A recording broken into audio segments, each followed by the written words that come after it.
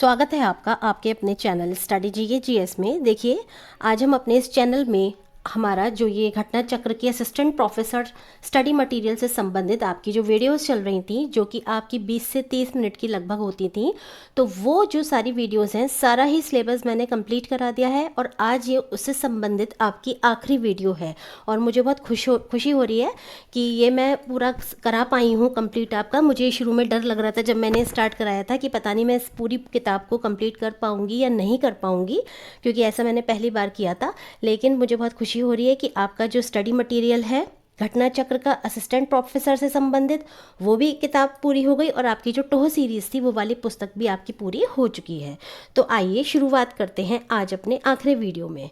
देखिए, monetary policy. आगे monetary policy तो देखिएगा, मौद्रिक नीति से अभिप्राय केंद्रीय बैंक के नियंत्रणाधीन उपकरणों जैसे CRR, SLR, रेपो आदि के उपयोग से है, जिससे कि मुद्रा और ऋण की उपलब्धता, लागत तथा उपयोग को नियंत्रित कर मुद्रास्फीति को स्थिर रखते हुए विकास को बढ़ावा दिया जा सके।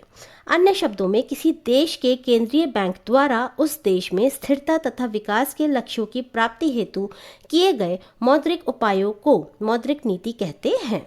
ठीक है, किसी भी देश का जो सेंट्रल बैंक होता है, जो केंद्रीय बैंक होता है, जैसे कि भारत का कौन सा है, RBI, तो उस देश में जो एक स्टेबिलिटी या कह सकते हैं स्थिरता बनाए रखने के लिए और जो भी उस देश के विकास के जो लक्ष्य हैं उनको प्राप्त करने के लिए जो भी मौद्रिक उपाय किए जाते हैं, उन्हीं को हम मौद्रिक नीति कहते हैं।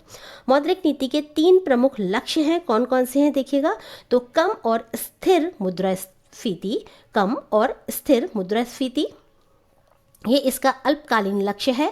ठीक है, यानी कि इन्फ्लेशन स्टेबल रहे और कम से कम रहे, और उसी पर मतलब स्टेबिलिटी रहे, कम रेट रहे इसकी मुद्रास्फीति की। दूसरा देखिए, वित्तीय स्थिरता, जो कि आपका मध्यकालीन लक्ष्य है। समावेशी विकास की प्राप्ति, ये आपका दीर्घकालीन लक्ष्य है। अब देखिएगा, भारतीय रिजर्व बैंक प्रत्येक वित्तीय वर्ष में 6 बार यानी कि प्रत्येक 2 माह पर अपनी मौद्रिक एवं ऋण नीति की घोषणा करता है। और देखिएगा, मौद्रिक नीति के उपकरण, मौद्रिक नीति के क्रियान्वयन में कई प्रत्यक्ष और अप्रत्यक्ष उपकरणों का प्रयोग किया जाता है। प्रत्यक्ष उपकरण, अब देखिए, कुछ डायरेक्ट होते हैं टूल्स और कुछ इनडायरेक्ट टूल्स होते हैं मॉनेटरी पॉलिसी के। तो कौन कौन से आपके मॉनेटरी पॉलिसी के ऐसे इंस्ट्रूमेंट्स हैं या उपकरण हैं जो आपके डायरेक्ट हैं वो देखते हैं, और जो इनडायरेक्ट हैं उनको भी देखते हैं। तो देखिएगा, मौद्रिक नीति के जो आपके डायरेक्ट टूल्स हैं वो हैं आपके प्रत्यक्ष उपकरणों में वे उपकरण आते हैं जो मुद्रा की मात्रा को प्रत्यक्ष रूप से प्रभावित करते हैं।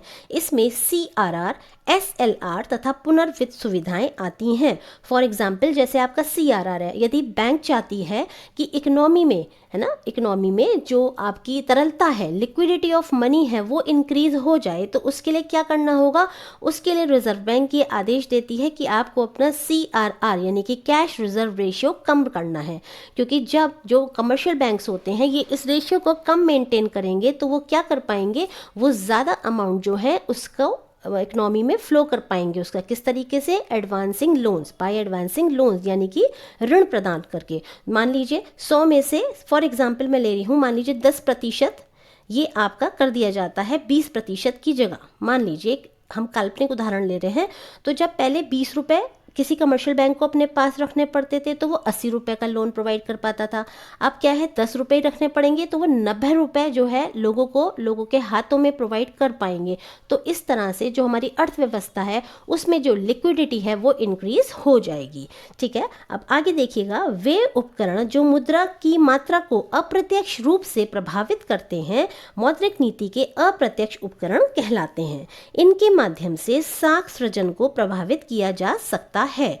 इसमें खुले बाजार की क्रियाएं, रेपो दर, रिवर्स रेपो दर आदि आते हैं, है ना। खुले बाजार की क्रियाएं का मतलब होता है जब गवर्नमेंट जो होती है वो ओपन मार्केट ऑपरेशंस को एक्टिवेट करती है, यानी कि जो गवर्नमेंट सिक्योरिटीज होती हैं उनको बाजार में बेचती है या सेल करती है। अब मान लीजिए इकोनॉमी में हमको तरलता बढ़ानी है, पैसा बढ़ाना है इकोनॉमी में, जिससे कि इन्वेस्टमेंट एक्टिविटीज़ वगैरह इंक्रीज हो और इकोनॉमिक डेवलपमेंट हो, इकोनॉमी में इकोनॉमिक ग्रोथ हो। तो उसके लिए क्या करेगी बैंक की, ये जो बाजार की क्रियाएं हैं मान लीजिए इनको लागू कर सकती है। कैसे, आपके जो सिक्योरिटीज़ होती हैं, गवर्नमेंट सिक्योरिटीज़ होती हैं, इनको ये मार्केट में लोगों से खरीदना शुरू कर सकते हैं। तो उससे क्या होगा, जब लोग अपनी सिक्योरिटीज़ को बेचेंगे तो बदले में उन्हें क्या मिलेगा, पैसा मिलेगा।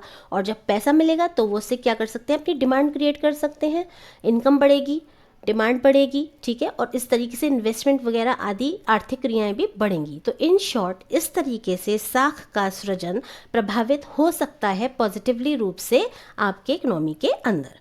आगे देखिएगा, नकद आरक्षित अनुपात CRR, जिसको मैंने भी आपको ऊपर बताया भी था। देखिए इसको देख लीजिएगा, क्या है ये नकद आरक्षित निधि अनुपात CRR, कैश रिजर्व रेशियो। अपनी संपूर्ण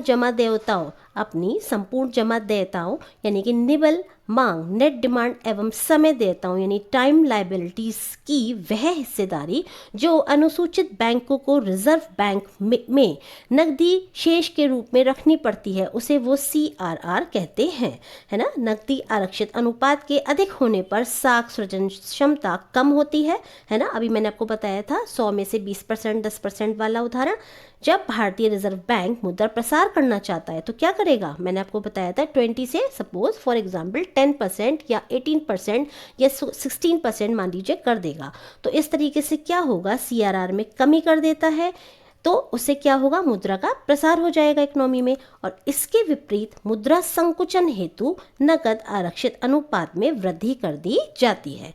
मान लीजिए इकोनॉमी में इन्फ्लेशन है, तो ऐसे में क्या होगा, जब ज़्यादा इन्फ्लेशन है तो जो आपकी गवर्नमेंट होती है या जो आपकी कहना चाहिए RBI होती है, तो ये CRR का रेशो बढ़ा देती है। तो उससे क्या होता है, मान लीजिए 20 से 25% कर दिया, तो अब किसी भी वाणिज्य बैंक को 25% जो है वो कहाँ रखवाना पड़ेगा, रिजर्व बैंक के पास रखवाना पड़ेगा CRR के फॉर्म में। और इस तरह से अर्थव्यवस्था में जो कैश का इनफ्लो होगा, है ना, वो कम हो जाएगा। चलिए आगे देखते हैं। दूसरा है आपका SLR। तो देखिएगा, निवल यानी कि सांविधिक तरलता अनुपात, SLR स्टैट्यूटरी लिक्विडिटी रेशियो। तो देखिए, निवल मांग और समय देयताओं की वह हिस्सेदारी, निवल मांग और समय देयताओं की वह हिस्सेदारी जो बैंकों को सरकारी प्रतिभूतियों यानी कि गवर्नमेंट सिक्योरिटीज, नकदी, कैश और स्वर्ण यानी गोल्ड जैसी सुरक्षित और चल अस्थियों, है ना, में रखना होता है, उसे हम क्या कहते हैं, SLR कहते हैं।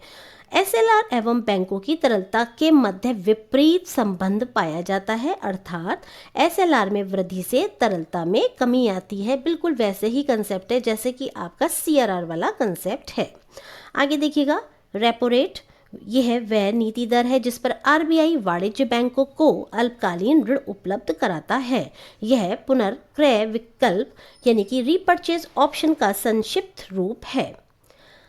रेपो रेट के तहत RBI अनुसूचित बैंकों की साख सृजन क्षमता को प्रभावित करता है। रेपो दर के बढ़ने से बैंकों के साख सृजन की क्षमता प्रतिकूल रूप से प्रभावित होती है। इसके विपरीत कम रेपो दर साख सृजन की क्षमता में वृद्धि करेगा। यानी रेपो रेट यदि कम है तो आपकी साख सृजन की जो बैंकों की क्षमता होती है वो इंक्रीज हो जाएगी, और यदि ये ज़्यादा है तो फिर ये इन्वर्सली काम करेगी, यानी कि ये कम हो जाएगी। आगे देखिएगा, रिवर्स रेपो रेट यानी कि RRR या RRR। तो देखिए अब ये क्या होता है,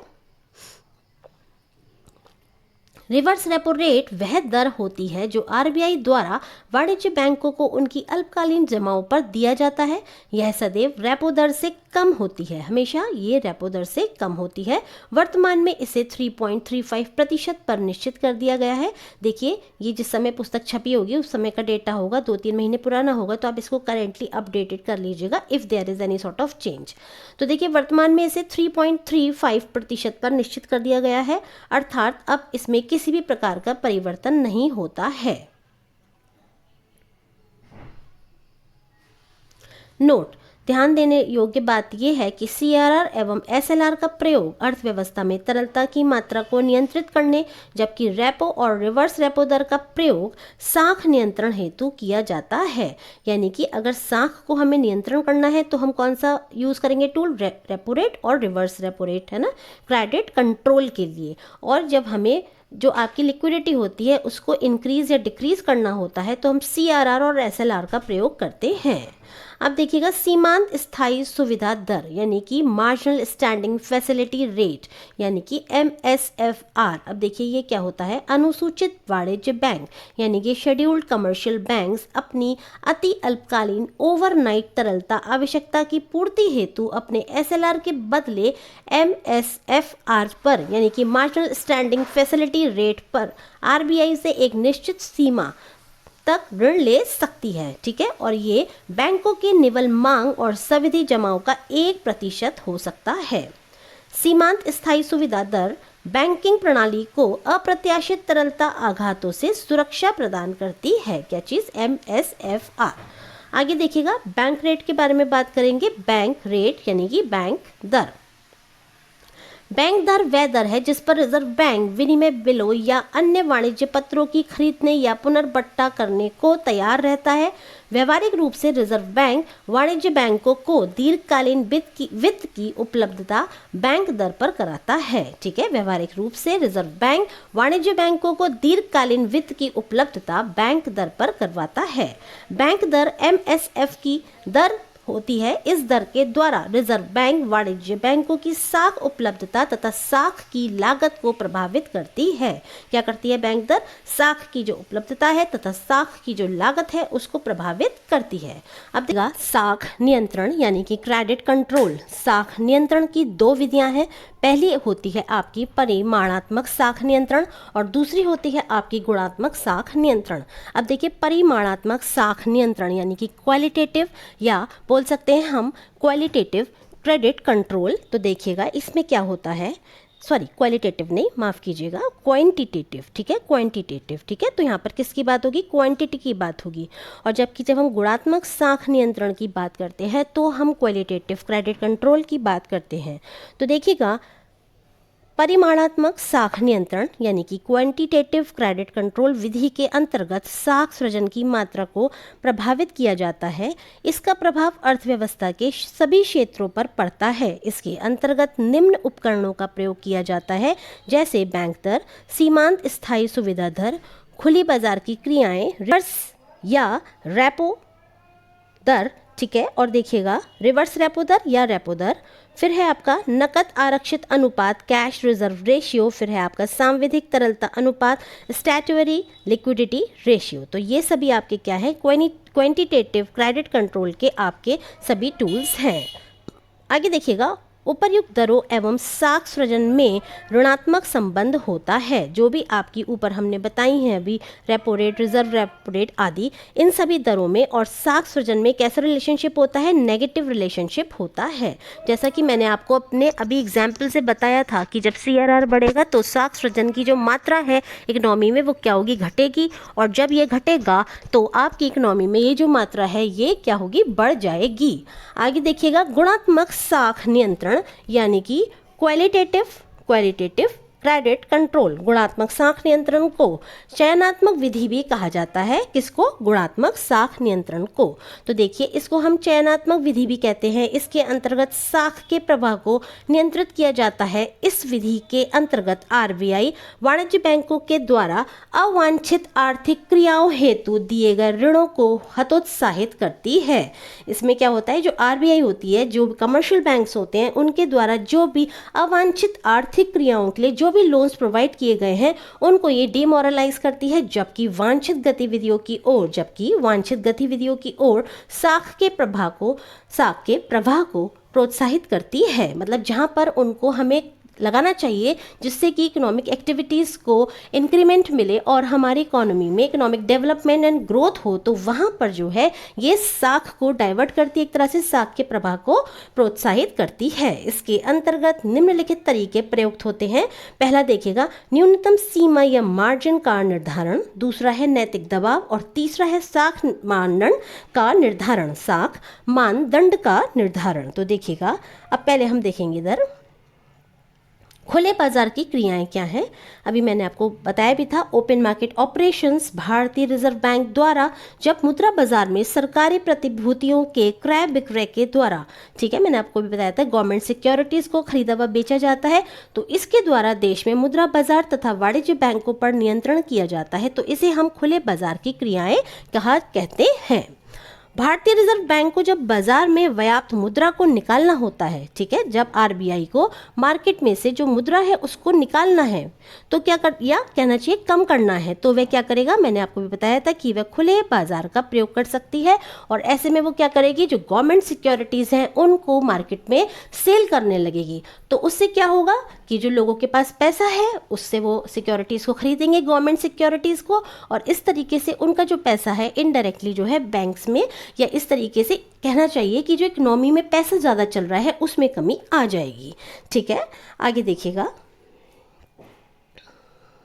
वर्तमान में प्रमुख दरें, ये आपका 6 दिसंबर 2024 के हिसाब से डेटा है। तो मैं रेपो दर 6.50, स्टैंडिंग डिपॉजिट्स फैसिलिटी रेट यानी कि SDFR ये कितनी है 6.25, रिवर्स रेपो दर है आपकी 3.35, बैंक दर है आपकी 6.75 और MSF है आपकी 6.75।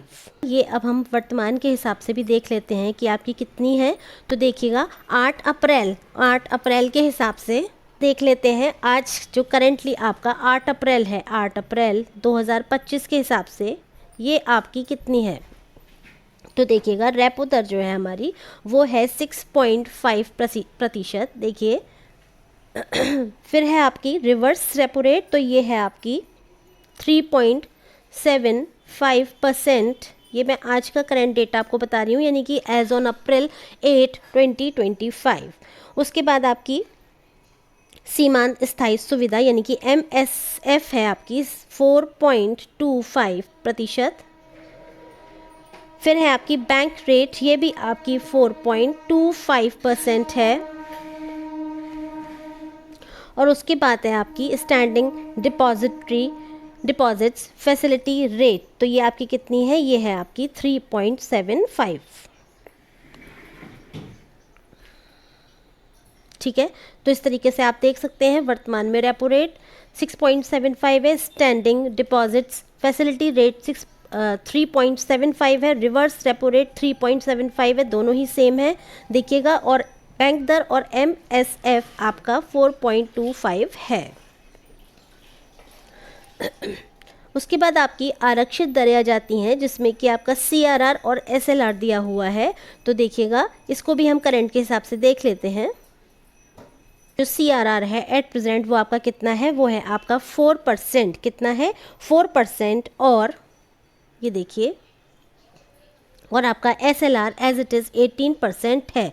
देखिए इसे आप थोड़ा सा ध्यान रखिएगा कि आपका ये कितना परसेंट है, क्या क्या है, और एक बार चेक भी कर लीजिएगा। अब देखिए हम मुद्रा पूर्ति की बात करेंगे तो मुद्रा पूर्ति में हमारे कुछ उपकरण आएंगे जिनको हम देखते हैं।